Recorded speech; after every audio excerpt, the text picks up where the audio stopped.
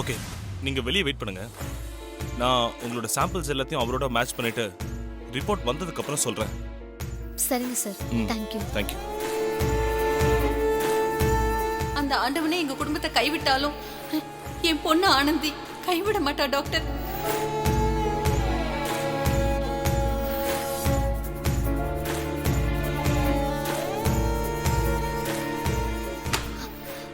Sir, madam, உங்களை wait பண்ணுங்கன்னு சொன்னா அதுக்காக இப்படி ரூம் வாசல்லேவா காத்துக்கிட்டு இருப்பீங்க?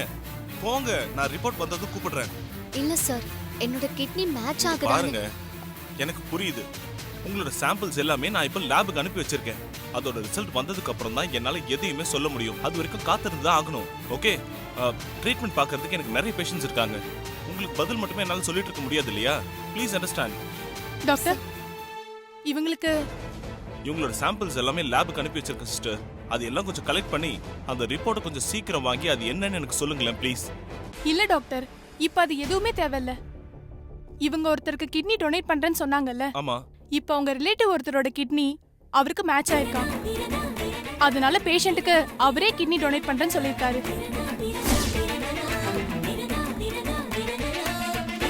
இன்னும் ½ அன் ஹவர்ல சர்ஜரி ஃபிக்ஸ் பண்ணிட்டாங்க டாக்டர். அதனால இவங்களோட டெஸ்ட் ரிப்போர்ட்ஸ்லாம் உடனே ஸ்டாப் பண்ண சொல்லி உங்ககிட்ட சொல்ல சொன்னாங்க. சரிங்க சிஸ்டர், நீங்க போங்க. Okay doctor.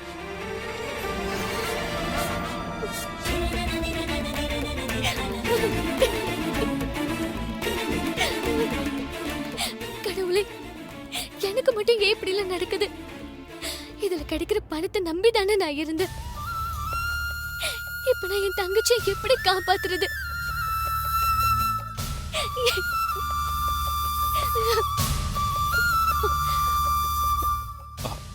I'm sorry.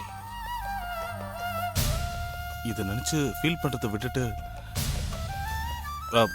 வேற ஏதாவது ஒரு வழி இருக்கான்னு பாருங்க.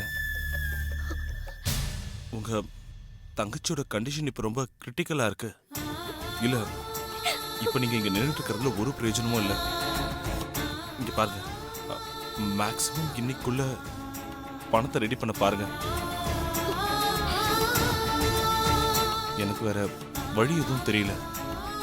கண்டிஷன் ரொம்ப சீரியஸா இருக்கு.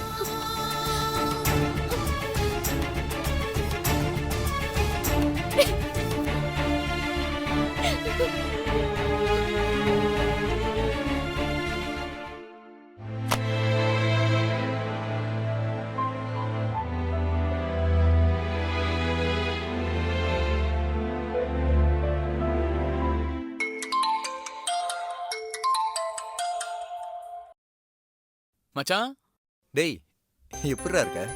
உடம்பு பரவாயில்லையா? டேய், என்னை ஹாஸ்பிட்டல் வந்து பார்த்ததும் இல்லாம என்னை பத்தி நினப்பு வரப்பெல்லாம் திரும்ப திரும்ப ஃபோன் பண்ணி பரவாயில்லையான்னு கேட்குற பத்தியா? டேய், நீ தாண்டா உண்மையான நண்பன். இப்போ எங்க இருக்க? ஹாஸ்பிட்டல்லையா இல்ல? ஹாஸ்பிட்டல்ல தான் மச்சான். இன்னைக்கு ஈவினிங்கே டிஸ்சார்ஜ் பண்ணிட்டு வீட்டுக்கு போயிடலாம்னு சொல்லிட்டாங்கடா. டேய், ஏன்டா அதுக்குள்ள அவசரப்பட்டுட்டு இருக்க? ஒரு 2-3 நாளைக்கு ஹாஸ்பிட்டல்ல இருந்து ட்ரீட்மெண்ட் எடுத்துக்க வேண்டியதானே? வழக்கத்தை விட இன்னைக்கு அக்கறை ஒரு ஸ்பூன் அதிகமா இருக்கு. அக்கறைப்படுறதுல ஒன்றும் தப்புலாம் இல்லையேடா. அப்புறம் உன்கிட்ட இன்னொரு முக்கியமான விஷயம் கேட்கணும். நீ அட்மிட் ஆயிருக்க அதே ஹாஸ்பிட்டல்ல தான் ஆனந்தி இருக்கான்னு நான் சொன்னேன்ல. நான் வந்ததுக்கு அப்புறம் நீ எதுவும் அவளை பாத்தியாடா? அப்போ நீ என்ன பத்தி விசாரிக்க ஃபோன் பண்ணல, அந்த ஆனந்தை பத்தி கேட்க தான் ஃபோன் பண்ணிருக்க இல்லடா? டேய், அப்படிலாம் ஒண்ணும் இல்லடா. நான் ஹாஸ்பிட்டல்ல இருந்து வந்ததுல இருந்தே எனக்கு உன் நினைப்பா தான் இருக்கு. நீ முழு நேரமா யார் நினைப்புல இருக்கன்னு நல்லா தெரியும்டா. நீ ஊரை ஏமாத்துற மாதிரி என்னையும் ஏமாத்தலாம் நினைக்காத, புரியுதா? டேய், அவ இப்போ ஒரு எமர்ஜென்சில இருக்காடா. அவளுக்கு யாருமே இல்லாத இந்த நேரத்துல நான் தான் ஏதாவது. டேய், உனக்கும் அவளுக்கும் தான் எந்த சம்பந்தமும் இல்லைன்னு அவளே சொல்லிட்டாளேடா. அப்புறம் நீயா எதுக்குடா வாண்டடா போய் வாங்கி கட்டிக்கிற? அவ எந்த மாதிரியான சிச்சுவேஷன்ல வேணா இருக்கட்டும், அவளுக்கு ஏதாவது ப்ராப்ளம் வந்தா அவளுக்கே ஃபேஸ் பண்ண தெரியும். நீ எதுக்கு தேவையில்லாம அதுல தலையிடுற? டேய், என்னமோ தெரியலடா. அவளை பார்த்ததுல இருந்து அவன் நினைப்பான விஷயம்தான் மண்டையில ஓடிக்கிட்டே இருக்கு. டேய், அவளை இதுக்கு மேலேயும் கல்யாணம் பண்ணிக்கலாங்கிற உன்னோட தாட்ல இருந்து முதல்ல வெளியே வா. அவ உன் வாழ்க்கைக்கு சம்பந்தம் இல்லாதவடா. யாரோ ஒருத்தின்னு கண்டுக்காம இரு.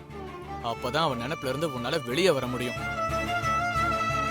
டேய், அதுவும் இல்லாம இப்போ உனக்கு இன்னொரு பொண்ணோட நிச்சயமா இருக்குடா. அதை மறந்துடாத.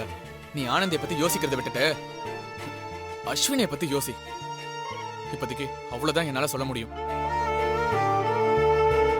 டேய், நிம்மி நர்ஸ் வந்துட்டாங்க, நீ வை. நான் அப்புறமா வீட்டுக்கு போயிட்டு உனக்கு கால் பண்றேன். சரிடா.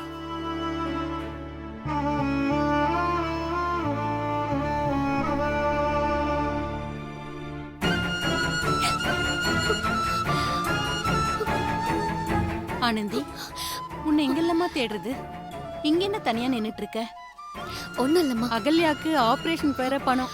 ஆபரேஷனுக்கான பணம் தானம்மா, நான் ரெடி பண்ணிட்டேம்மா. 2-3 பேர்கிட்ட கேட்டிருக்கேன். இன்னைக்கு ஈவினிங்குள்ள தரதா சொல்லிருக்காங்க. கண்டிப்பா கிடைச்சிரும்மா, நீ ஒன்றும் பயப்படாத. நீயே மனசு ஒடிஞ்சு போயிட்டா எங்களுக்கெல்லாம் யார் ஆறுதல் சொல்லுவா? நான் எப்பாடுபட்டாவது பணத்தை ரெடி பண்ணிடுறேன். நீ ஒன்றும் கவலையே படாதம்மா. சீக்கிரம் தங்கச்சிக்கு ஆபரேஷன் ஆரம்பிச்சிடலாம். இல்ல ஆனந்தி, அகல்யாக்கு இன்னும் கொஞ்ச நேரத்துல ஆபரேஷன் பண்ண போறதா இப்பதான் நர்ஸ் வந்து சொல்லிட்டு போறாங்க. என்னம்மா சொல்ற? பணம் இல்லாம அப்புறம் ஆபரேஷன் எப்படி ஆரம்பிப்பாங்க?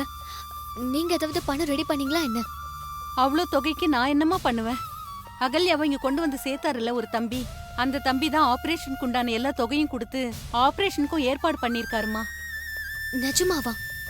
ஆமா ஆனந்தி, அகல்யா அட்மிட் ஆனதுல இருந்து எனக்கு ஒரு ஆறுதலா இருக்கிறது அந்த தம்பி மட்டும்தான். நான் மனசுடைஞ்சு சோர்ந்து போனப்ப அவர்தான் எனக்கு தைரியமும் கொடுத்தாரு. இப்ப அவர்தாம்மா கடவுள் புண்ணியத்துல நம்ம அகல்யாவுக்கு மறுஜென்மமும் கொடுத்திருக்காரு. நமக்காக மனசறிங்க ஒரு மனுஷன் பண்றாருன்னா யாருமா அவரு? அதோ நிக்கிறார் பாரு, அந்த தம்பிதான்.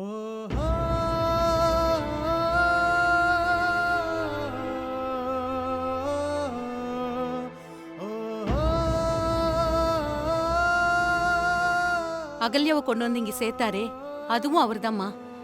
இப்ப ஆபரேஷன் பண்ண அதுக்கான பணத்தையும் அவர்தாம்மா கட்டினாரு. ஆனந்தி, பக்கத்துல இருக்கிற கோயிலுக்கு போயிட்டு அகல்யா பேருக்கு ஒரு அர்ச்சனை பண்ணிட்டு வரேன். அது வரைக்கும் நீ இங்கிருந்து பாத்துக்கோயேன், சரியா?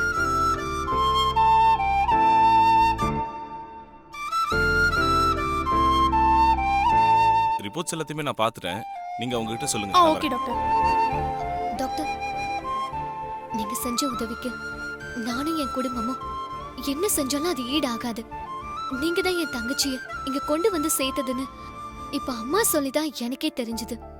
சொந்தக்காரங்களே கைவிட்ட நேரத்துல எங்களுக்கு கொஞ்சம் கூட சம்மந்தம் இல்லாத நீங்க எங்களுக்காக இவ்ளோ தூரம் பண்றது ரொம்ப பெரிய விஷயம். உயிரை காப்பாத்துற டாக்டர் கடவுள் மாறின்னு சொல்வாங்க. ஆனா எந்த ஒரு பிரதிபலனை எதிர்பார்க்காம எங்களுக்கு உதவுற நீங்க கடவுளுக்கு மேல சார். இங்க பாருங்க, கடவுள் ரேஞ்சுக்கு நான் ஒண்ணுமே பண்ணிடல. ஒரு டாக்டரா என்னோட கடமையை நான் செஞ்சேன், அவ்வளவுதான். ஒரு உயிரோட மதிப்பு என்னங்கிறது எங்களை மாதிரி டாக்டர்ஸ்க்கு நல்லாவே தெரியும். கேவலம் பணத்துக்காக ஒரு உயிரை இழந்துடக்கூடாதுங்கிற ஒரே பரிதாபத்துக்காக தான் இதெல்லாம் நான் பண்ணேன். நீங்க ரொம்ப பெருந்தன்மையா பேசுறீங்க சார். இருந்தாலும் உங்களை விட்டா வேற யாரும் இந்த உதவிய எங்களுக்கு பண்ணிருப்பாங்களான்னு தெரியல. சொந்தக்காரங்களே கைவிட்டதுக்கு அப்புறம் யாருன்னே தெரியாத நீங்க எங்களுக்கு உறுதுணையா இருந்திருக்கீங்க. இந்த உதவிக்கெல்லாம் நாங்க என்ன கைமாறு செய்ய போறோன்னே தெரியல. இங்க பாருங்க, இந்த 3 லட்சங்கிறத நான் உங்களுக்கு சும்மா கொடுக்கல. குடும்பத்துல ஒரு ஆள் உயிருக்கு போராடிக்கிட்டு இருக்கிற நேரத்துல அவங்களுக்கு காப்பாத்துறதுக்கு பணத்துக்காக போராடிக்கிட்டு இருந்தீங்க. அதுக்கான ஒரே காரணத்துக்காக தான் நான் இந்த பணத்தை உங்களுக்கு கொடுத்தேன். Please don't take for granted. ஐயோ இல்ல சார், அவ ஆபரேஷனுக்காக நீங்க செலவு பண்ண பணத்துக்கு நான் பொறுப்பு. 1 ரூபாய் கூட பாக்கி இல்லாம கொஞ்சம் கொஞ்சமா மொத்தத்தையும் திருப்பி கொடுத்துடுறேன் சார். சார், ஆபரேஷனுக்கு ரெடி பண்ணியாச்சு. வாங்க.